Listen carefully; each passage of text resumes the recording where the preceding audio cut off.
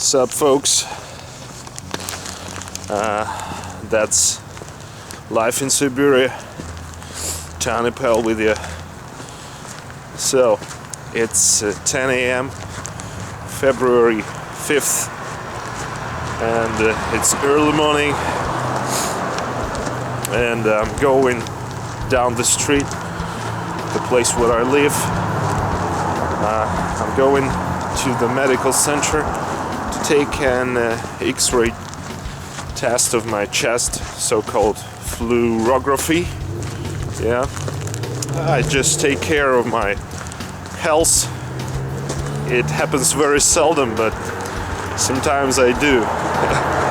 Okay, so it's just 20 minutes walk. It's pretty close, but at the same time it's very hard to reach this place because it's very cold. So today I want to tell you a little bit about the local climate, you know, because it's very severe and harsh here. Okay, I just let me just change my hand because it's very cold. The latitude of local place is 52 degrees of the northern hemisphere. The local climate is cold, temperate one, but it is sharply continental. What does it mean? What does it mean, sharply continental? Sharply continental means that we have the very sharp difference between, for example, day and night temperatures. We have very severe winters and pretty warm, sometimes even hot summers. For example, today it is minus 35 degrees, 34, 35, yeah? Usually in February it is common because it is the second part of winter and the atmosphere is very cold and also sun is very low located in the sky. Okay. So even you know that you can see that I put on gloves, but it doesn't help, yeah, because my hand got cold, so I need sometimes to change it because I have only one. I lost my left one. So okay, so and as for summer temperatures, we usually have about, the average is 20-25 degrees Celsius, and as for winter it is also 20-25, sometimes 30-35 below zero. Yeah, and by the way, this week is pretty cold, so we have a church right here. So when I'm gonna go home I will show you the neighborhood, but now I just want to tell about the climate. Yeah, it's pretty severe. Yeah, and as for precipitations, we have pretty, I must say, pretty little, pretty few amount of this. Yeah, especially in winter, we have very little snow. Yeah, very little snow. You can see usually it's strongly snowing in March and April. Yeah, it sounds strange, but it's common in our places. And as for summers are usually dry. Sometimes we have even very strong droughts. But as for example, the previous year, 2018, sorry, it was pretty rainy. Yeah, there were a lot of rainfalls, and also we had floods, several disasters around here. You can see several minutes passed and my beard is covered with frost. By the way, beard, it's a good way not to feel cold. For example, my chin and my cheeks, they're pretty okay. I don't feel cold. It's impossible to say about my hands. Yeah. So, I have already passed half the way, so 10 minutes left and I'll be at the destination point. So, I was talking about the climate. So, we usually, for example, and we have to, we have to wear underpants and, for example, also to put on several, maybe t-shirts, for example t-shirts, and then you put on a sweater or a sweatshirt, because it's pretty cold. And also we wear down padding coats. Sometimes women usually wear fur coats and many other thick clothes, because it's very cold in winter. But people, they got used, and for example minus 20-25 degrees, it's just ordinary temperature for local places. Speaking about X-ray test, so-called fluorography, you just need your passport, medical insurance, and you can do it absolutely free of charge if of course you come to the municipal medical center, not any commercial one, any private.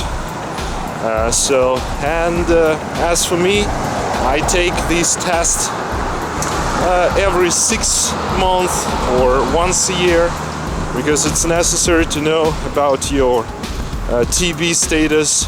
TB means tuberculosis, and also it's pretty good when you take care and look after your health, your own health. It's in your hands. It's in your hands. Okay, my mouth, it got numb. It's pretty cold. You can see it. Okay, I've already come. So, unfortunately, I can't shoot inside the building. Because it's gonna be a little bit strange.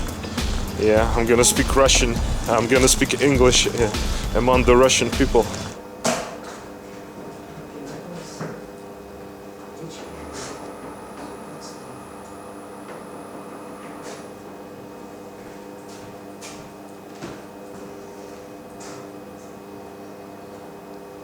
Глубоко вдохнуть, не дышать. Дышать. Okay, folks, I've taken the test, and today and tomorrow, I will go to my local polyclinic and we'll get the results of it. Well, the line was short. There were only about 6 or 7 people, so it took about half an hour of waiting. So, and now I go home. Unfortunately, my camera battery is nearly discharged, so I will try to do some kind of shooting to show you the neighborhood. Okay, I'm just walking along the Chkalov Street. It is named after the famous Soviet test pilot and hero of the Soviet Union, Valery Chkalov.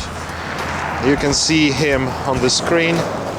Look at him, he died when he was 34 years old, but actually he looks like he was 50 or something about that. Well, and on my right, it is our famous Odera Park. Odera, it is some kind of military abbreviation. I don't know exactly what does it mean, but it's especially beautiful in the summer. So in winter, it's not quite interesting.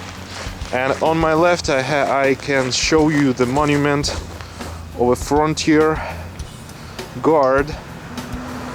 It's made in honor, commemorizes it. Okay, so, well, it's a pretty long street, yeah, Chkalov Street. So it stretches maybe for several kilometers, and it crosses the central part of the town. And here you can see one of the oldest buildings in our city. Now it is some kind of a monument. Okay, I've come closer. So you can see this old building. It was probably one of the highest buildings, and it is the old fire department. Now here is the museum of fire department of our city, and you can see this contrast between old and new. Yeah, this tall apartment building, 16 floors, and this 2-floor building, old building. Yeah, now it is a monument, so it's not allowed, for example, to knock it down. And here is the museum, as I have told you before. I think, I don't know exactly, but I suppose it was built maybe in the end of 19th and in the beginning of 20th century. As you can see, Chkalov Street, especially here, it is a great amount of old one-floor wooden buildings, yeah. Some of them are abandoned, and some of them are being knocked down, and new apartment buildings like this have been constructed. Some of them are in good condition, and they are also supposed to be how to say, the subjects of legacy, yeah, and they are not allowed to be knocked down. And here you can see the church, one of the main churches in our city. Yeah, so a lot of Christians come here on religious holidays and so on. And this is the crossing with the street. It is Chkalov, and this is we don't have it. It's the street of the 9th of January. Yeah, it was named after the 9th of January 1905. It is so-called Bloody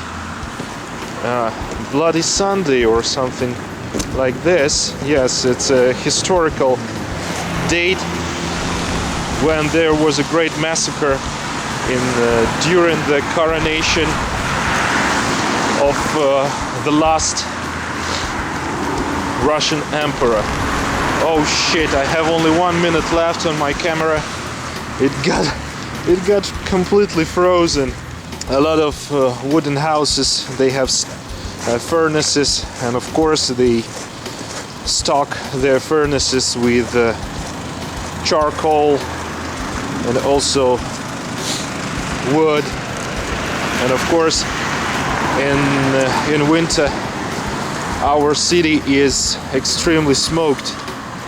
Yeah, we have a lot of smoke in our sky, and this year it became a great problem because it's sometimes hard to breathe because of that smoke, especially people who has some kind of a lung diseases, they suffer it.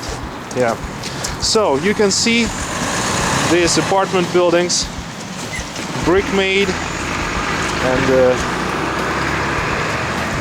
some of them, as in the far, they are